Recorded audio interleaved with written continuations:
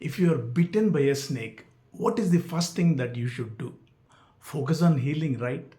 But some people, they chase the snake. They waste a lot of their energy asking, why me?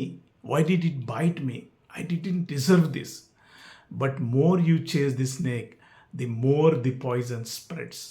In life too, when someone hurts you, don't waste time on revenge and self-pity. Focus on healing, my dear friends. Move on. That is how we survive and grow.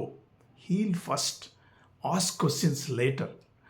ఇది మనం నేర్చుకోవాల్సిన ముఖ్యమైనటువంటి సూత్రం ఏంటంటే పాము కరిస్తే మనము దాన్ని heal చేసుకోవడానికి ఎక్కువ టైం స్పేర్ చేయాలి కానీ అది ఎందుకు నన్ను కరిచింది, నేను దానికి అర్హుణ్ణి కాదు కదా, నాకు ఇంకా మంచి లైఫ్, నేనేం ద్రోహం చేశాను పాముకి, ఇది ఎందుకు కాటు వేసింది అని దాన్ని వెతుక్కుంటూ పోవడం, దాన్ని చంపాలని ప్రయత్నించడం, అది పక్కకు పెట్టి ఫస్ట్ మనల్ని మనం హీల్ చేసుకోవాలి.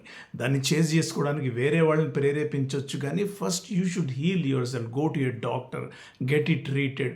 పాయిజన్ స్ప్రెడ్ కాకుండా కట్లు కట్టుకొని చేయాలి కానీ స్నేక్ని చేజ్ చేసుకుంటూ పోకూడదు. నిజ జీవితంలో కూడా మనం ఏం చేయాలంటే మనల్ని ఎవరన్నా హర్ట్ చేస్తే వాళ్ళ మీద రివెంజ్ తీసుకోవడానికి పథకాలు వేయడం కన్నా మనము హీల్ చేసుకోవాలి, మనసును శాంతపరచుకోవాలి, మనల్ని మనం హీల్ చేసుకోవాలి. కానీ కొత్తగా కోపం రివెంజ్ పెట్టుకుంటే మనసు దహించిపోతుంటుంది. That will burn you, that will raise your BP and heart troubles వస్తాయి. ఇలాంటివన్నీ రాకుండా మనల్ని హీల్ చేసుకోవాలి. సమస్య ఎందుకు వచ్చింది దాన్ని పరిష్కారం చేసుకోవాలి కానీ సమస్యను తెచ్చిన వాళ్ళని వెతుక్కుంటూ పోకూడదు. వాళ్ళని కట్ చేసేయాలంతే జీవితంలోంచి.